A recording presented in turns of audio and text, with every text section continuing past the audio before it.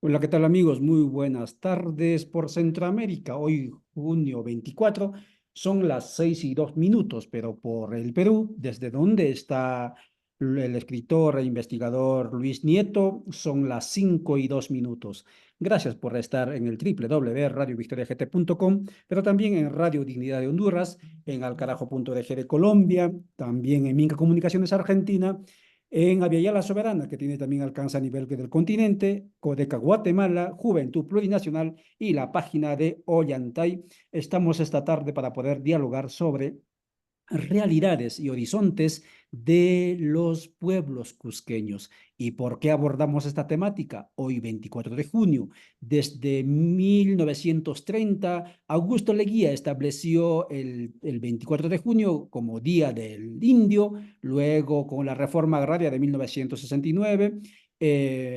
Velasco, el presidente de ese entonces, estableció como Día del Campesinado, pero también hoy es el aniversario de la ciudad del Cusco. Cusco es un departamento del Perú y está en la parte sur y ha sido una de las primeras ciudades, digamos, fundadas después de Lima, ya 1500 por ahí, 1532, y entonces es una de las ciudades más antiguas también. Y hoy ha sido la fiesta del sol, lo que se llama el Inti Raymi. Y por eso estamos aquí conversando con Luis Nieto, Lucho Nieto, a quien gentilmente nos ha contactado otro de los antropólogos que conocimos en Centroamérica, y ahora estamos con Lucho. Lucho, por favor, preséntate a la audiencia que ya te están viendo en este momento. Muy buenas tardes. Bienvenido al W Radio Victoria. Muy buenas tardes. Muy buenas tardes. Un saludo a los oyentes y las personas que están viendo en redes sociales de Radio Victoria, como decías, desde el Cusco, que es la capital del antiguo imperio de los Incas, el más importante, poderoso que se desarrolló en esta parte del continente, en América del Sur. Por esta razón, Cusco es una región que está poblada por los descendientes de los incas, los pueblos indígenas quechuas, que ocupan un lugar importante en la geografía del Perú, sobre todo en la parte de la Sierra del Centro y la Sierra del Sur. Son regiones que aquí se llaman Junín, Ayacucho, Apurímac, Cusco, donde estamos, Puno. Y también es importante que quienes nos están viendo sepan que el Cusco no tiene solo una población quechua importantísima, sino también tiene varios grupos de pueblos originarios amazónicos. De hecho, casi la mitad del territorio de la región de Cusco está en la Amazonía.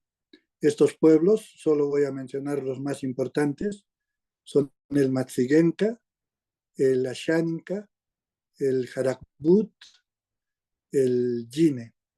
Pero como les decía, son en total 8 pueblos amazónicos que aunque tienen poca cantidad de población, ocupan también un importante lugar en la historia regional.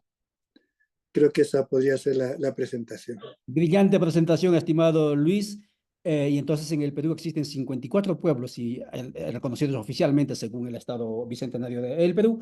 Y estamos desde el Cusco a raíz justamente del Inti Raymi, la fiesta al sol, que a partir de 1944, si mal no recuerdo, comenzó a celebrarse recuperando, digamos, lo que Garcilaso de la Vega había dejado en sus crónicas, y esto lo inició un escritor, artista, de apellido Espinosa, Francisco Espinosa, si mal no recuerdo. Bien, bien, Lucho, la pregunta es, hoy vimos en la ceremonia esta el desfile de representaciones, no necesariamente de esos pueblos, pero sí por lo menos la escenificación de los diferentes suyos. Usted hablaba de los machiguengas, de los quechuas, de los collas, estaban allí desfilando, haciendo la ceremonia. La pregunta es, ¿en qué condiciones, si existen realmente estos pueblos por un lado y por otro lado, en qué condiciones viven estos pueblos y cuál es su relación con el Estado bicentenario del Estado peruano centrado desde Lima? Si me permiten, yo quisiera hacer un pequeño repaso histórico que me parece muy importante de cómo nace la República del Perú entre 1821 y 1824. Justo ahora estamos a los 200 años del nacimiento de esta república, de este Estado-nación. Y al igual que ha ocurrido en otros países con mayorías indígenas, como los centroamericanos, y como ha ocurrido en Ecuador, en Bolivia y sobre todo en Perú, estos estados-nación nacen en manos de una minoría criolla, descendiente de los españoles que habían tenido el poder durante 3 siglos de coloniaje. En el Perú esto tiene una explicación muy clara. Es debido a que todo un ciclo de rebeliones indígenas que empiezan a fines del siglo XVIII, más exactamente 1780 con el Gran Tupac Amaru, es derrotado. Y cuando se producen las guerras de independencia, el movimiento indígena llega ya muy debilitado y aprovechan esto los criollos y se apoderan del Estado-nación en Perú. Entonces, podríamos decir que la historia del Perú, desde el punto de vista de los pueblos indígenas, es, por un lado, una historia de exclusión, de abandono, de opresión, y por otro lado, son 200 años de lucha de estos pueblos indígenas por conquistar derechos. Por señalar solo los hitos más importantes a lo largo del último siglo.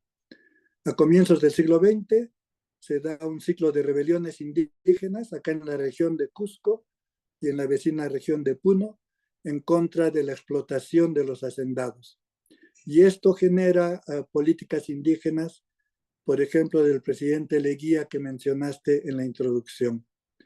Otro momento importantísimo son los años 50 y 60 del siglo XX, cuando a lo largo de toda la sierra del Perú se producen movimientos indígenas de tomas de tierras que habían sido usurpadas por las haciendas a lo largo de todo el periodo republicano.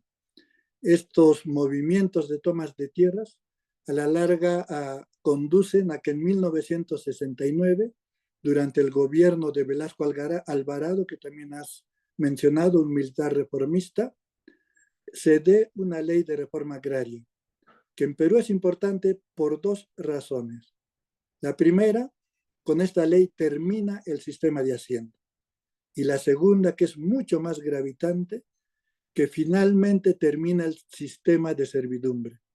Las poblaciones indígenas habían estado en una situación de opresión de parte de los hacendados y luego de 1969 empieza el fin del sistema de servidumbre y por fin los pueblos indígenas ganan su dignidad y su independencia.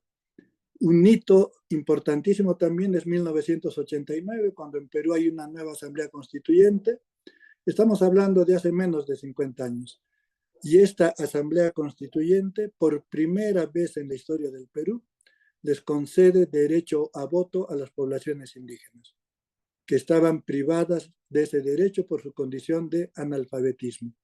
Entonces, las poblaciones indígenas, recién desde 1990, es decir, hace 44 años, pasan a ser ciudadanos plenos en esta república criolla, en este estado criollo que había estado dominado por las poblaciones criollas en el Perú.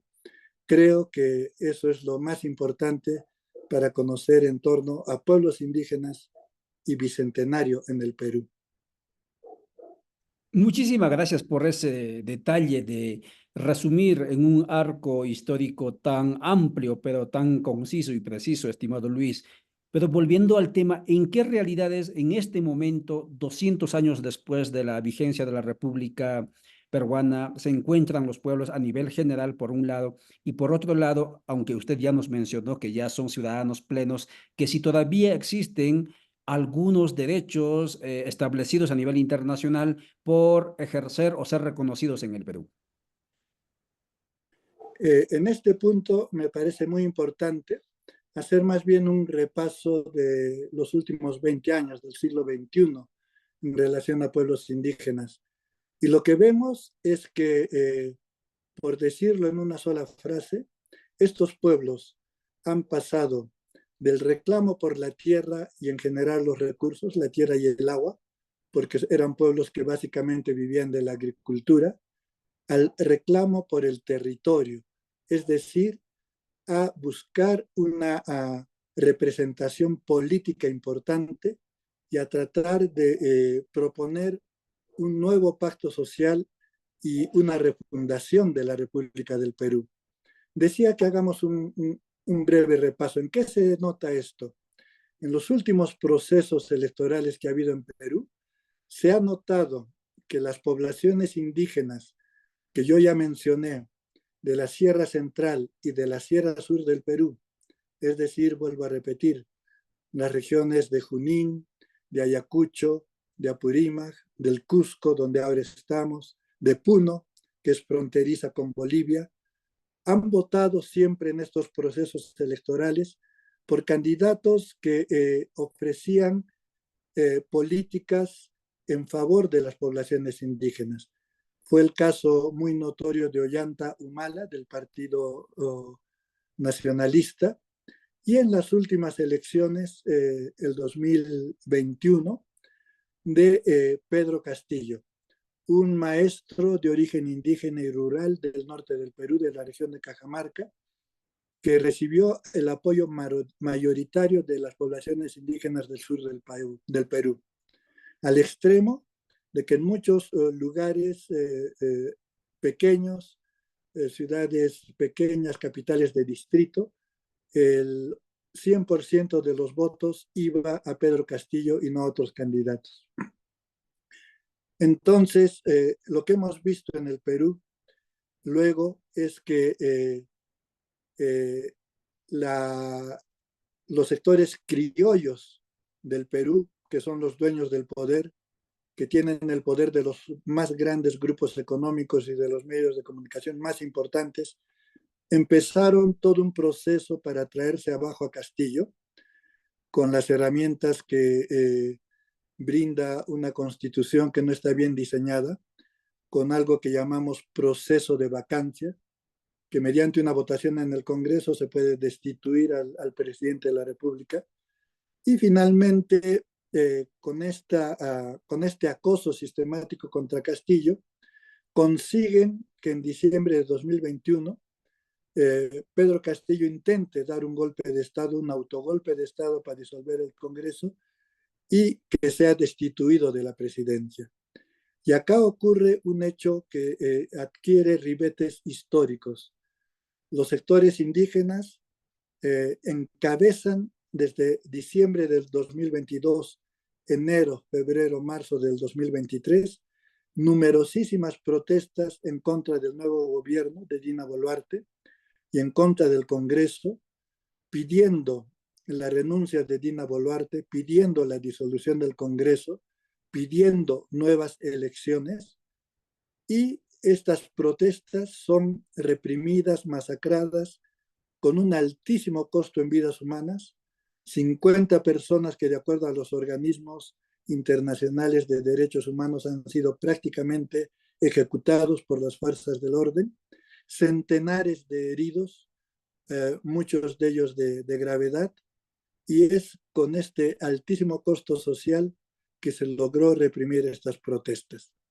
Pero lo que vemos finalmente, y con esto concluyo la respuesta a esta pregunta, es que los sectores indígenas en el Perú claramente están luchando por conseguir una importante representación política, claramente están trabajando por una refundación de la República Peruana en la que los pueblos indígenas tengan un lugar importante, y claramente están trabajando por un nuevo pacto social, por una nueva constitución que finalmente, después de 200 años, les dé el lugar que se merecen a estas poblaciones que en el Perú siempre han sido mayoritarias. Muchas gracias, Luis Nieto, escritor e investigador, y en sus letras, en sus narrativas puede usted identificar que maneja, que conoce el tema y está bastante empapado de lo que son las realidades de los pueblos que se encuentran aquí en el Cusco. Estimado Luis, amigas y amigos, gracias por seguirnos. www.radiovictoriagt.com. Son las 5:17 en el Perú y en Guatemala 4:17. La otra cuestión que te planteábamos era centrándonos ya en la fiesta del Inti Raymi. Como decíamos, tiene su historia. Hay un virrey Toledo que lo suprimió, al igual que suprimió la Cuyico y de la Coca, persiguiendo, digamos, demonios que no existían, etcétera. Y en la era de la República, en la última parte, digamos, en el último siglo, el siglo pasado, se restaura esta fiesta con la narrativa, como muy bien lo creo que lo decíamos, que también nos dejó Garcilaso de la Vega, aunque esas narrativas incluso han sido cuestionados por escritoras o investigadoras como, por ejemplo, Rostorowski, etcétera. Pero, sin embargo, está la fiesta, está la celebración. ¿Identidades o folclorismo? ¿Cuánto aportan estas fiestas en los que la gran mayoría de las y los participantes, incluyendo danzantes y espectadores, se visten con ponchos, con hojotas, pero al parecer es más, digamos, un culturalismo y que en el fondo, no es la vida cotidiana, no se sienten identificados con esa realidad, digamos así, de la expresión de la espiritualidad del Incario, más al contrario, simplemente es una suerte así de teatro o de también obra de arte? ¿Cómo lo analiza usted? Perdón, un sorbito de mate de coca. Buen provecho, pues mate de coca para bajar que la garganta esté lúcida y las ideas también lúcidas y la garganta lista para responder a la inquietud. Adelante, Luis. Exacto. Yo creo que acá también hay que hacer un pequeño eh, paseo por la historia para entender la naturaleza del Inti Raymi. Eh, lo había mencionado en la introducción a la entrevista que esta fiesta se crea en 1944. La crea un grupo de intelectuales cusqueños que sigue una senda que había trabajado un movimiento indigenista a comienzos del siglo XX. En 1944 estos intelectuales crean el Inti Raymi, que no es otra cosa que la escenificación de una de las numerosas fiestas que habían durante el Imperio Incaico, en este caso particular para agradecer al sol que era el dios principal en ese imperio. Y esta fiesta es creada con dos objetivos. El primero, fortalecer la identidad de la sociedad cusqueña con el pasado incaico, un objetivo muy loable. Y el segundo, promover el turismo hacia el Cusco. Hay que entender, estamos hablando de la mitad del siglo XX, el Cusco está enclavado en el centro de la Sierra Sur del Perú y en esa época estaba pésimamente mal conectado con otras ciudades del Perú, con la capital, Lima, y con mayor razón con el extranjero. Entonces, el Inti Raymi nace con esta doble vocación, identitaria, por un lado, pero por otro, de promoción del turismo. Quienes crean el Inti Raymi querían que Cusco se convierta en una nueva Venecia. Así como Venecia con su carnaval atraía miles de turistas, buscaban que el Inti Raymi, con esta fiesta del sol, también atraiga a miles de turistas. Entonces, desde ese momento, el Inti Raymi va evolucionando en una tensión permanente. Por un lado, se produce una fuerte identificación de las poblaciones locales, incluidas las poblaciones, los sectores populares y los sectores indígenas con la fiesta.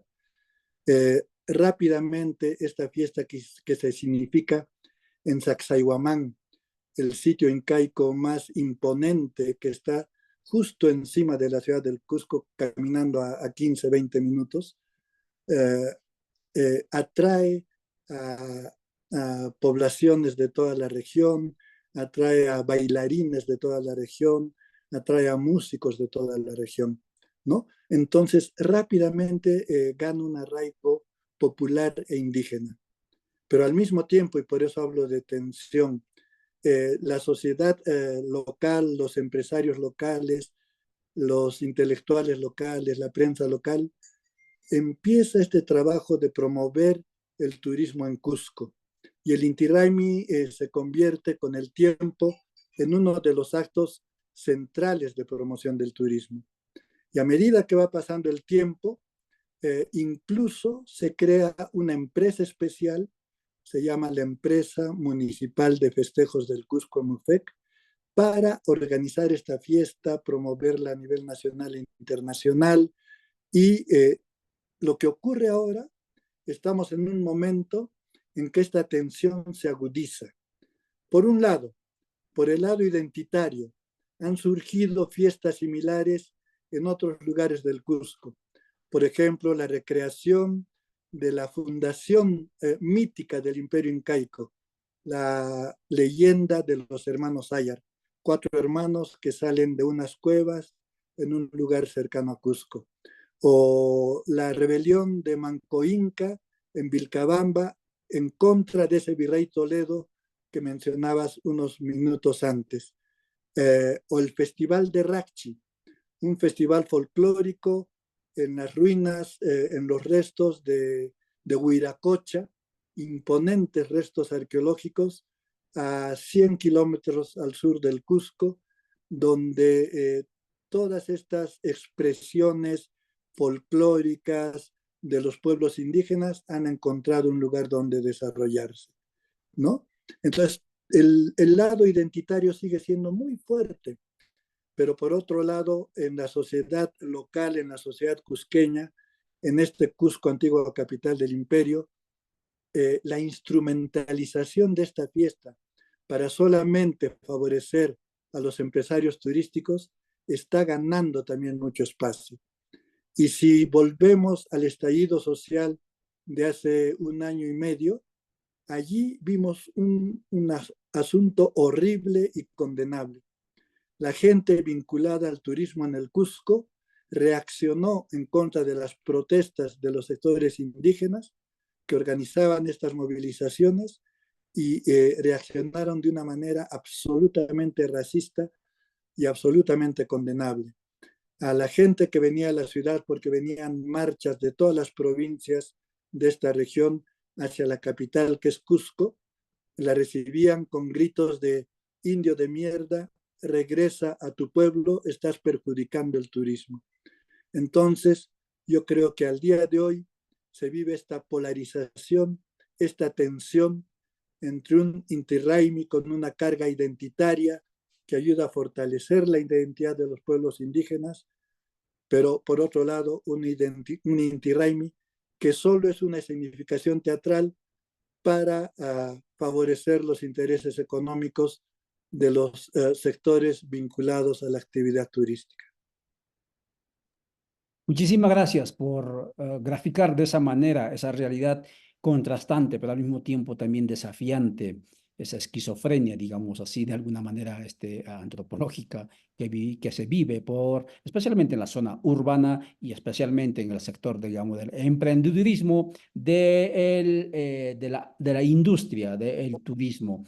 Estamos conversando con Luis Nieto, investigador, escritor cusqueño, cuando en el Perú son las 5:26, en Centroamérica 4:26. Estamos hablando sobre realidades y horizontes de los pueblos del Cusco a raíz justamente de la celebración de esta ceremonia del Inti Raymi que se hizo hoy. Vayamos entonces a los horizontes, estimado Luis. Con todo lo que acaba de decir usted, ¿hacia dónde apuntan las aspiraciones, las demandas de los pueblos y organizaciones sociales del Cusco en el contexto país? Por un lado, usted ya planteaba la participación política, etcétera. Y por el otro lado, ¿es posible transitar en este Cusco tan neoculturalista, digámoslo así, hacia el ejercicio de derechos y hacia el ejercicio especialmente de derechos sociopolíticos? ¿Es posible transitar del neoculturalismo para que los pueblos sean efectivamente sujetos sociopolíticos de su historia? Adelante, por favor. Yo creo que sí, yo en eso soy muy optimista y sobre todo a raíz del estallido social, a raíz de este altísimo costo de 50 muertes de representantes de pueblos indígenas. En el caso concreto de Cusco fallecieron 2 personas un dirigente indígena de una provincia vecina a la ciudad de Cusco que se llama Anta, Remo Candia, y un joven de una población muy cercana a Cusco, San Jerónimo, Rosalino Flores. Murieron avaliados por la policía. Entonces decía que a raíz de esto estoy siguiendo con mucha atención, y somos muchos en Perú quienes estamos haciendo la actuación, el activismo de los pueblos indígenas, y hay razones para mirar con optimismo lo que está ocurriendo. Yo quisiera rescatar solo tres momentos. Por un lado, asistimos a una enorme fortaleza organizativa de las comunidades indígenas quechuas, en el caso de Cusco y otras regiones, y aymaras en el caso de la región vecina. Los aymaras son el segundo pueblo en mayoría demográfica, el segundo pueblo indígena en el Perú, después de los quechuas. Y hay aymaras también en Bolivia y en el norte de Chile. Quechuas, para los oyentes centroamericanos, hay no solo en Perú, sino también en Ecuador, en Bolivia, norte de Argentina. Entonces, lo que vemos ahora es que las comunidades indígenas quechuas y aymaras tienen una enorme fortaleza organizativa que les permitió actuar en el estallido social y que les permite, yo creo, estar presentes en todas las protestas que se siguen dando en contra de este gobierno asesino e ilegítimo de Dina Boluarte, y un Congreso que lamentablemente actúa en alianza y sostiene a este gobierno ilegítimo. Eh, Ese es el primer punto muy importante. Cuando hablamos de comunidades indígenas, estamos hablando de comunidades dedicadas principalmente al cultivo de la tierra, a la agricultura, la ganadería, en pequeña escala a la artesanía, pero que tienen también una vinculación muy cercana con la vida económica de las pequeñas ciudades de las regiones de la Sierra del Perú. El segundo punto que llama a tener mucha esperanza es el surgimiento de poderosos liderazgos femeninos de sectores indígenas y que están relacionados con la lucha contra el extractivismo minero en los territorios de las comunidades indígenas. Las comunidades indígenas siguen luchando por defender sus tierras, ya no del hacendado, sino de la mina que con su actividad las contamina.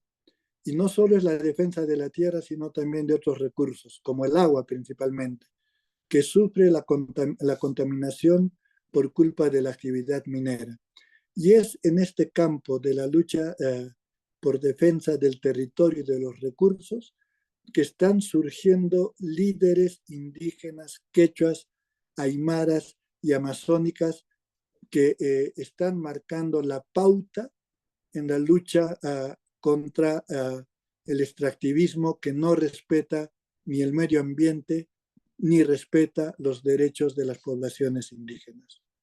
Y un tercer punto que infunde muchísimo optimismo es que en las universidades públicas del Perú, en las universidades de Cusco, para ser más concreto, están surgiendo grupos de intelectuales indígenas que están trabajando el tema de representación política indígena, están trabajando el tema de refundación de la República, están trabajando el tema de comprender a las poblaciones indígenas quechuas y aymaras y amazónicas como eh, futuras repúblicas que pueden incluso incluir a estas poblaciones en otras fronteras. Decía, para el caso de los quechuas, Ecuador, Bolivia, norte de Argentina. Para el caso de los aymaras, el sur del Perú y también Bolivia. Entonces, todo esto hace ver que estamos, yo creo, sin temor a equivocarme, que estamos en puertas de un profundo cambio histórico en el Perú, que seguramente tomará 10 años o 20 años, pero que va a concluir con el nacimiento o con el colapso definitivo de la República Criolla en el Perú y con el nacimiento de una nueva república que tendrá un fuerte componente indígena. Muchísimas gracias, Luis Nieto. Desde el Cusco, hoy 24 de junio, conversó con www.radiovictoriagt.com y agradecemos desde el espacio de Codeca Guatemala, Comunidades en Resistencia, que también plantean Estado plurinacional a través de la Asamblea Constituyente, pero también agradecemos a Luis desde el espacio de Aviala Soberana, donde confluyen organizaciones y movimientos del continente. Y les recordamos que el miércoles continuamos con nuestro proceso de formación de colonialidad, plurinacionalidad y buen vivir, y estará el día miércoles, cuando en Centroamérica sea a las 3 de la tarde, la compañera defensora Telma Cabrera desde Guatemala. Importantes desafíos y sobre todo con aroma a esperanza nos deja Luis Nieto. Y claro, si esto va a ocurrir y eso está ocurriendo en el núcleo como es Cusco, obviamente eso va a irradiar a todo lo que se llama el Perú y a todo el continente. Estimado Luis, muchísimas gracias. Si tienes algún mensaje conclusivo de despedida, te dejo un minuto del micrófono y adelante, por favor, Luis. Solamente agradecer a Radio Victoria, agradecerte por la entrevista y mandar un saludo lleno de optimismo a las poblaciones indígenas de Centroamérica, de Colombia, de Ecuador, que son las que están conectadas a este programa y a esta red. Muchísimas gracias. Muchas gracias, Luis. Muchas gracias, amigas y amigos, por estar al otro lado del dispositivo. Por favor, si te interesa este contenido, muévelo y si no, crea también contenidos similares. Y así vamos a ir avanzando en esta difícil batalla cultural. Hasta entonces, chao, chao.